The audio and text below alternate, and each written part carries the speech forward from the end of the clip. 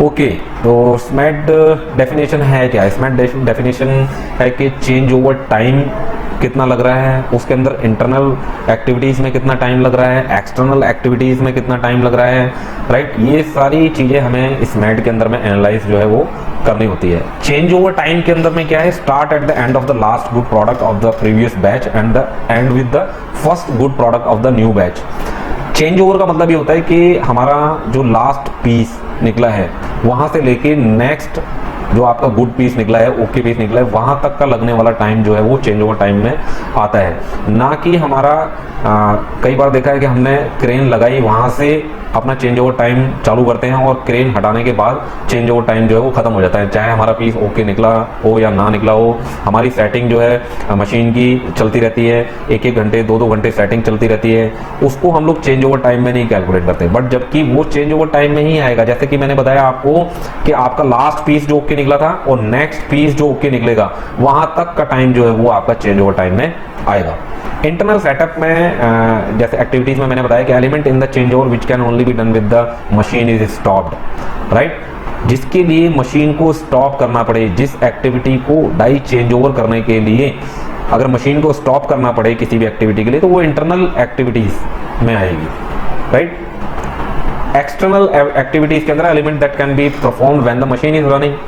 Machine चलते हुए भी हम लोग जो एक्टिविटीज कर सकें वो सारी एक्टिविटी एक्सटर्नल एक्टिविटीज के अंदर में आएंगी, राइट। तो बेसिक अप्रोच हमारी क्या रहनी चाहिए अगर हमें स्मार्ट अप्लाई करना है, तो ये सारी चीज़ें कैलकुलेशन करने के बाद में अगर आपका माइंड जो है मोटिवेट हो चुका है स्मार्ट को अप्लाई करने के लिए, चाहे आप अपनी खुद की एज ए एम्प्लॉय आप समझ गए हो, क्योंकि मैंने एम्प्लॉय की भी यहाँ पे टर्म्स रखी हैं, चाहे वो एम्प्लॉयर हो उसके लिए भी फ़ायदा बताया है कि क्या फ़ायदा होने वाला है।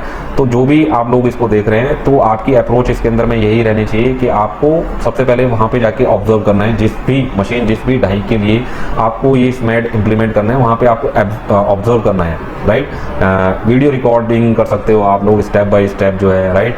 तो separate internal and external setup. सबसे पहले एक्टिविटीज़ जो है आपको लिखनी है कि इंटरनल एक्टिविटीज़ कौन सी हैं, एक्सटर्नल एक्टिविटीज़ कौन सी हैं। एक्सटर्नल एक्टिविटीज़ जो भी हैं वो आपकी प्रोडक्शन को हार्म नहीं कर रही हैं एट द टाइम, बट जो इंटरनल एक्टिविटीज़ हैं वो आपकी प्रोडक्शन को हार्म कर रही हैं। तो इसलिए आपको सबसे पहले वो इंटरनल एक्टिविटीज़ को जो है वो एक्सटर्नल एक्टिविटीज़ में कन्वर्ट करना है, और जो बची हुई इंटरनल एक्टिविटीज़ हैं उनका टाइम कैसे हम रिड्यूस कर सकते हैं उस पर हमें ध्यान देना है। तो कॉमन इशू क्या आते हैं इसके अंदर में कि डाई रिमोट स्टोरेज, मतलब बहुत दूर होती है डाई, वहाँ से फिर लाते हैं हम लोग, रेंचेस हमारे पास नहीं होते या स्पेयर अवेलेबल नहीं होते, राइट। लिफ्टिंग जो लिफ्ट है हमारी वो किसी डाई के अंदर में लगी हुई है, राइट, कहीं और चेंज ओवर चल रहा है या कहीं और इंगेज है वो, राइट। तो ये सारी कॉमन इशू हमारे आप देखेंगे जब भी अगर किसी को बुला के पूछा जाए कि डाई क्यों डिले हुई या इतना टाइम क्यों लगा, राइट। तो ये सारी एक्टिविटीज़ जो हैं वो हो सकती है हमारी डाई रिमूवल के अंदर में, कि हम लोग पहले प्रोडक्शन को स्टॉप करेंगे, फिर उसके बाद में पूछने जाएंगे कि हाँ भाई डाई रेडी है, नेक्स्ट जो हमें लोड करनी है या नहीं है, राइट। और फिर उसके बाद में take setup tools to machine, फिर टूल्स लेके आएंगे, रेंच, पाना, क्लैंप जो भी चाहिए उसको ले, राइट। फिर उसके बाद में हम लोग मशीन को क्लीन करेंगे, प्लंजर रॉड, प्लंजर को हटाएंगे, जितनी भी हमारी कूलिंग लाइन है, हाइड्रोलिक ऑयल की लाइन है, वो सारी रिमूव करेंगे। उसके बाद में हम डाई को रिमूव करेंगे, फिर शॉर्ट स्लीव रिमूव करेंगे, फिर बम्पर रॉड, इजेक्टर रॉड जो है वो रिमूव करेंगे, राइट।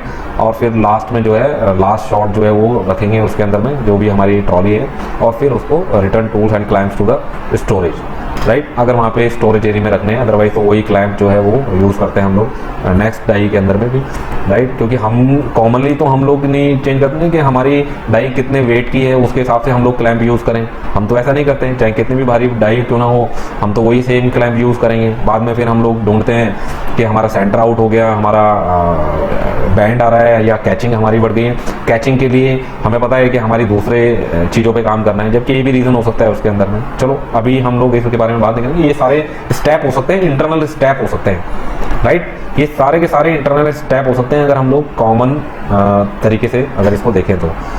और अगर हम लोग इस मैड की तरीके से देखें तो ये सारे स्टेप जो हैं कंफर्म नेक्स्ट डाई वाला और ये जो टूल्स मशीन पे लाने वाला, ये एक्सटर्नल स्टेप भी हो सकते हैं। ऐसे ही लास्ट वाले स्टेप जो है कि वो शॉट जो है, लास्ट शॉट जो है ट्रॉली में रखना और वो क्लैंप वगैरह स्टोरेज एरिया में रखना या वहाँ से लाना, ये सारे भी एक्सटर्नल स्टेप हो सकते हैं। तो इसी तरीके से ये सिंपल एक बेसिक अप्रोच में बता रहा हूँ आपको कि अप्रोच आपको कैसे रखनी है, राइट। आपको कैसे इंटरनल एक्टिविटीज़, एक एक ये कॉमन एक्टिविटीज़ है। आपके यहाँ और भी एक्टिविटीज़ होती हैं, मैंने बताया ना, ये shop floor to shop floor, die to die, machine to machine, ये एक्टिविटीज़ अलग हो सकती हैं। ये नंबर्स में ज़्यादा हो सकती है, नंबर्स में कम हो सकती हैं, राइट। बट आपको ये बहुत ही माइक्रो लेवल पे जाके जो है आपको स्टडी ये लिस्ट आउट जो है करना है, राइट। ओके, तो आज हम इतनी ही बात करेंगे। अगले वीडियो के अंदर में हम लोग बात करेंगे ये सारी चीज़ें अप्लाई कैसे करनी है, इम्प्लीमेंट कैसे करनी है, राइट।